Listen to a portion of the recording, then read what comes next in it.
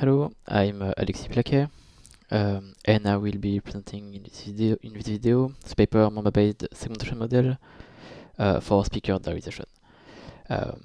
This paper was made during an internship at NTT in Japan in the signal processing team, and I come from ERIT in Toulouse in France. You can find more details about this paper, like the code and more details about the experiments at this link. So maybe first I can introduce speaker diarization. So in the speaker diarization task, we get as input an audio, and we want to predict who speaks when in this audio.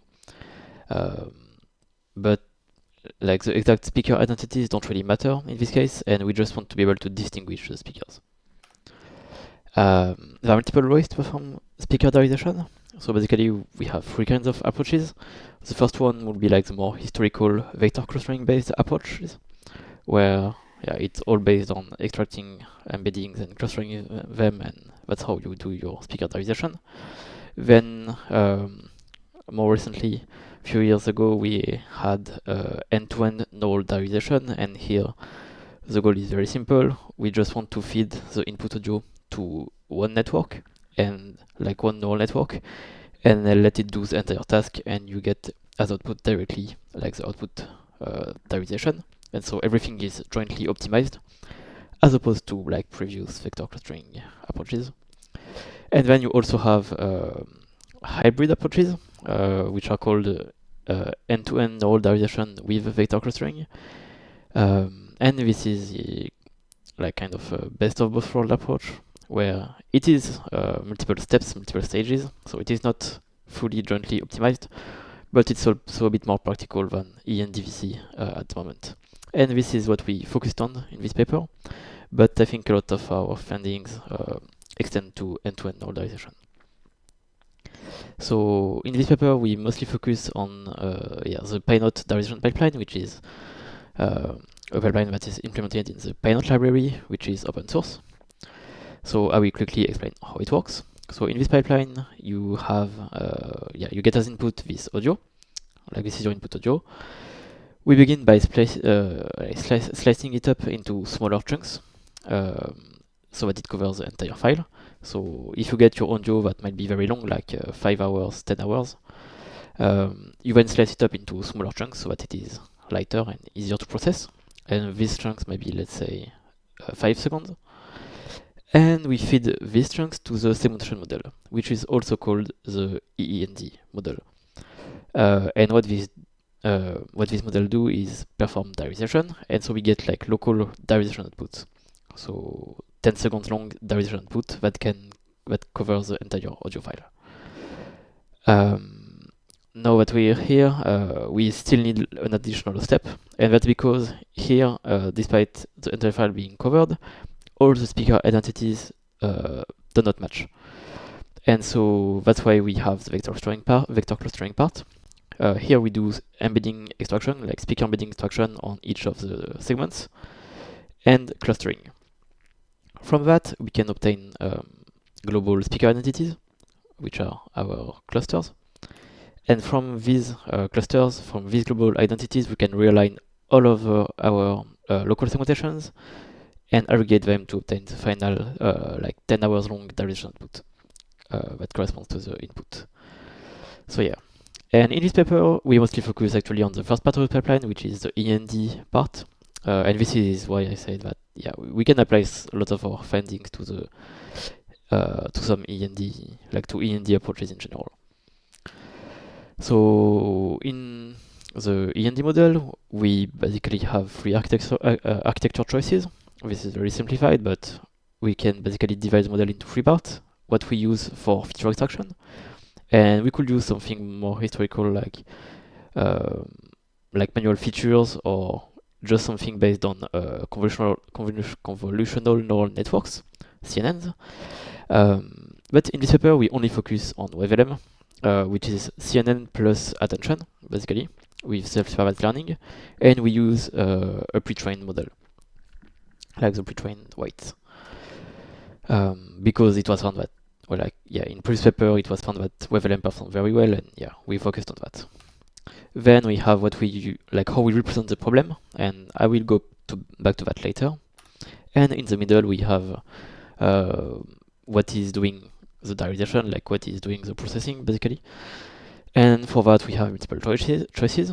By default in pyannote, the processing module, as we call it in the paper, is a bidirectional LSTM, and so this is like a recurrent neural network. And so that means that it has to compress the context, like recurrent neural network process the input step by step, and at each step they update some kind of memory vector, some kind of state vector. And that means that the entire context is compressed into a single vector, which means that it has limited memory basically. So one alternative to that would be to use something based on attention, like transformer or conformer or something like that. And in this case, we don't have this limitation anymore, because with attention you consider, like, you process the entire context at once. But in this paper we were interested in Mamba, because it does not do that. It is like a good old recurrent neural network, but with pretty fancy mechanisms to update the memory vector.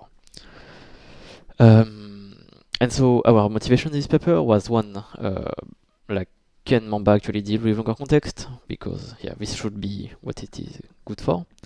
And actually, like, does it matter? Like, is a longer context useful in EEND-VC? Yeah, we'll see that. So Mamba, maybe to quickly summarize, I won't pretend to explain how it works, but just to give some insight of what it is. So Mamba comes from a family of papers on state-space models. And I think there are lots of papers. In this domain, it's a very active field of research. But a lot of these papers have been trying to perfect how we update this state vector, because state space model have this notion of internal state of the system, and so there has been lots of studies on how to better update it. And in general, maybe it's not the goal of all these papers, but one goal that's coming back often is how to better deal with long-range dependencies in sequential data. And Mamba is one of the latest papers in this line of research. And Mamba is an architecture that is autoregressive, so it acts like a recurrent neural network. It processes the input step by step, while updating an internal state or memory vector. But Mamba is very good with long sequences, and basically from the results like experimental results in the paper, Mamba should be on par, like obtain results that are on par with attention-based architectures, which is, I think, very impressive. And Mamba is very optimized, which is nice. And so this is very appealing, I think, and in speech it has already been used for multiple tasks. And this is why we wanted to see if it can be useful for derivation, because in our case we do have these long-range dependencies that we could take advantage of. And these are the speaker identities. Because if you have like some speaker that appears at the beginning of a chunk, your model detects that it is speaker A. Then if the same speaker appears again later in the file, after a lot of things have happened, your model still has to remember that it is speaker A. Like, this speaker was assigned label A, because if your model predicts that it is speaker B, then it will be like a speaker confusion error. So actually the speaker diarization model has to remember quite complex things. And for a very long duration, and it has to keep all the speaker identities in memory and what they were labeled as. So we really, I think, will benefit from this kind of capabilities. So in this paper we have 3 research goals basically. The first one is to investigate a Mamba-based segmentation model. Basically this is our proposed architecture and we just want to evaluate it. So it is very simple. We begin with input, we feed it through pre-trained and frozen WebLM. And then we either have a bidirectional LSTM, which is like our baseline, or we have a Mamba module, which is what we propose to use.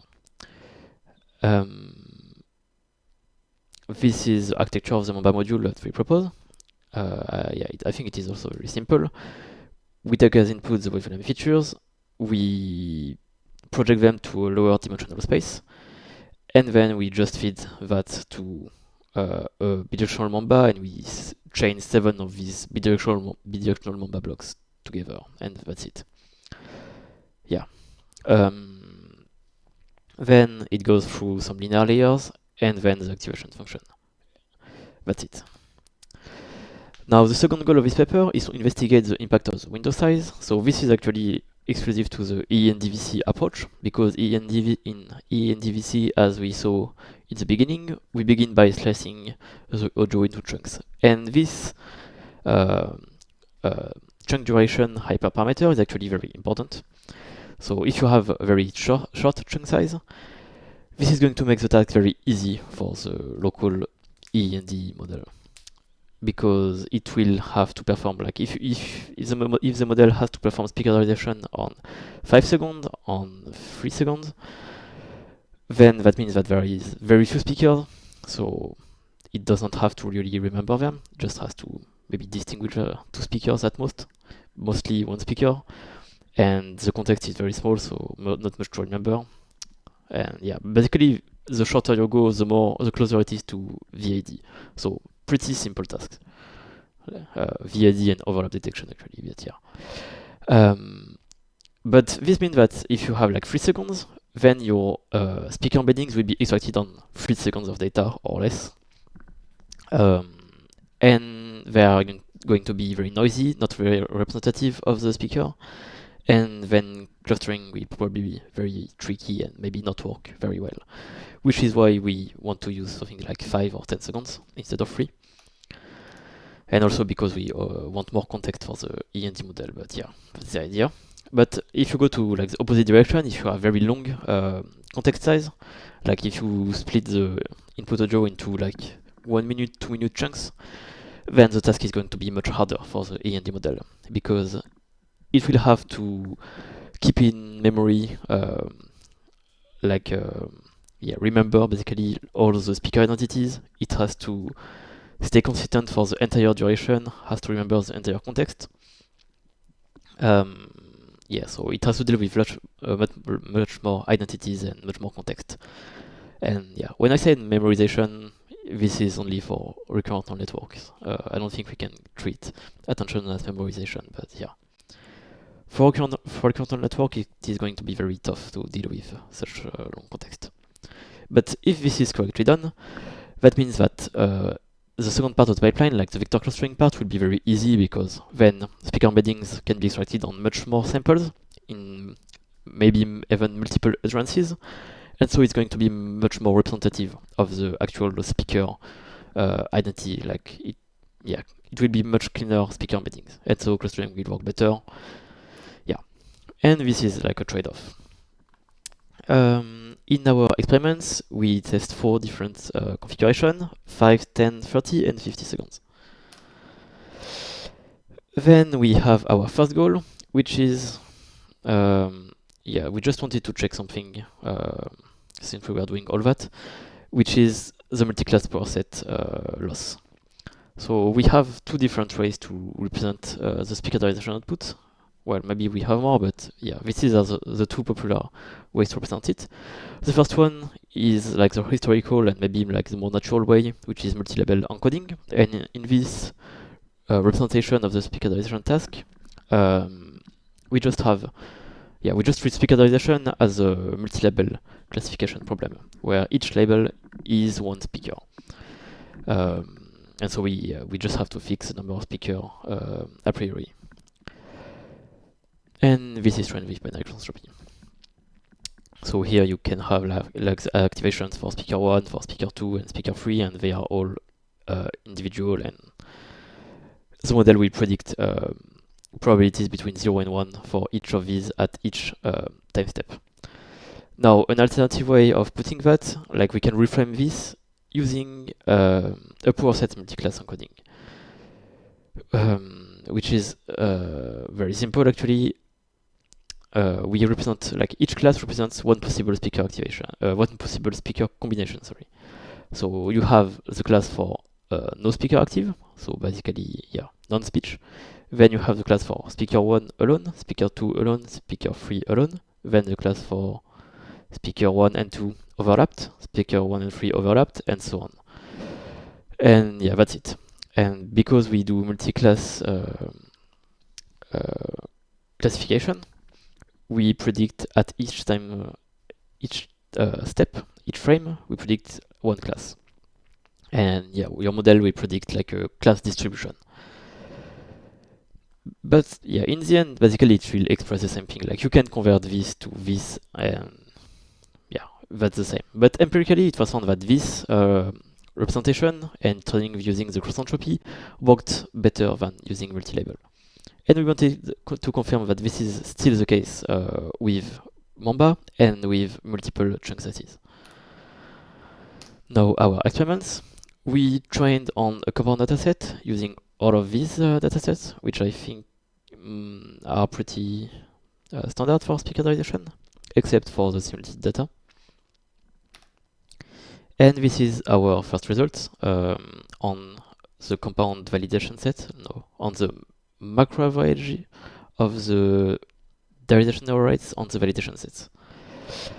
So here on the x-axis we have the window size, and on the y-axis we have the oracle clustering DER, which means basically that we ignore the second part of the pipeline, we ignore the vector clustering, and we only do, we only care about the segmentation model. And yeah, first thing you can see is that it just keeps increasing with window size, and this is natural. Like as I said before, the model only gets harder when window size increases. So yeah, that's expected.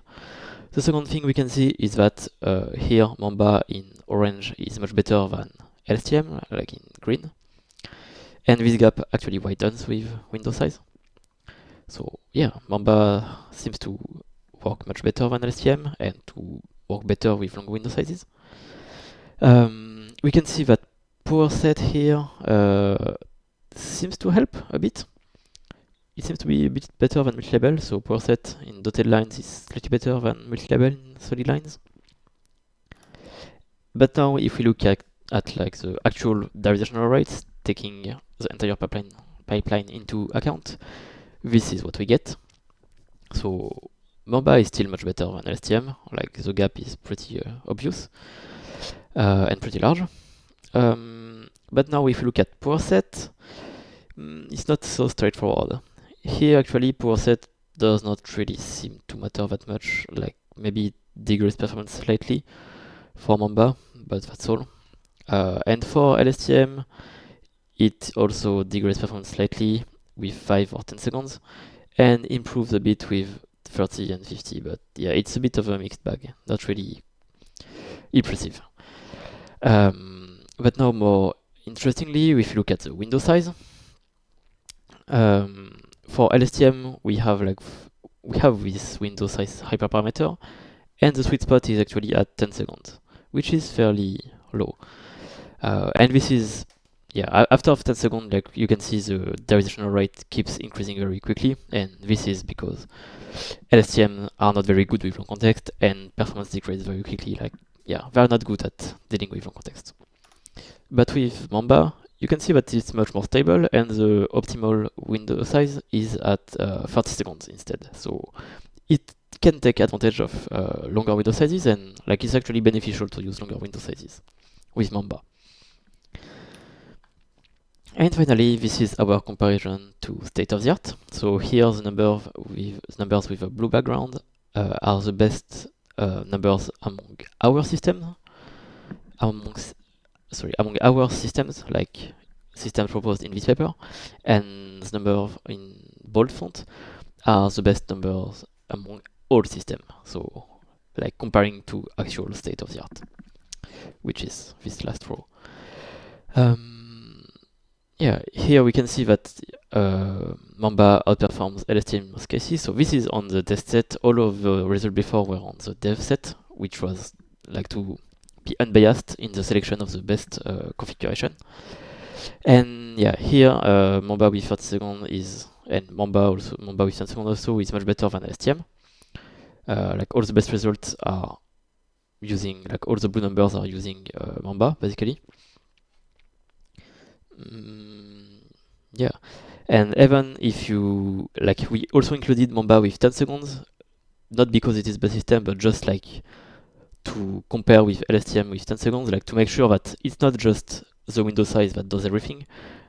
Like even using the same window size, the difference is still pretty large. And actually, this is most of the difference is the architecture, not the window size. But then if you go from 10 to 30 seconds, you also get some nice performance improvement. So window size also matters.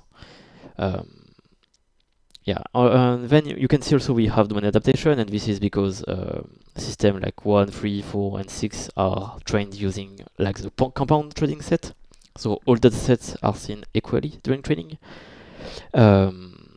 which is like a journalistic system. And domain adaptation is just fine-tuning the EEND model, the local segmentation model, on the specific dataset, and then performing hyperparameter tuning, like to get the best system possible on this specific dataset. The model did not see diehard during training, and this is why we have like such a huge gap between non-domain adaptation and domain adaptation. We also have attention, like it was not really at the forefront of this presentation, but we did try to do some experiments with attention, but really we didn't get any conclusive results. Like the system performs very poorly, I think, and this is not really what we would expect from attention. So yeah, this is not really to say that attention is bad, but more like we had more trouble making attention work with end-to-end neural diarization than using LSTM and Mamba. Like it seems more finicky and like trickier to learn. And yeah, with that we obtained state-of-the-art on 3 domains with a relatively simple system, at least at the time of the release of this paper. Now, takeaways. I think it's going to be very quick. Mamba is better than LSTM. It's competitive with transformers, at least from what we tested, and it is competitive with state-of-the-art. So yeah, Mamba is good. Longer windows can improve performance, and I think it's kind of an underrated hyperparameter. Maybe we should take a closer look at that. But yeah, for that your EEND model needs to be strong enough. So LSTM, it won't work if you try to use longer windows.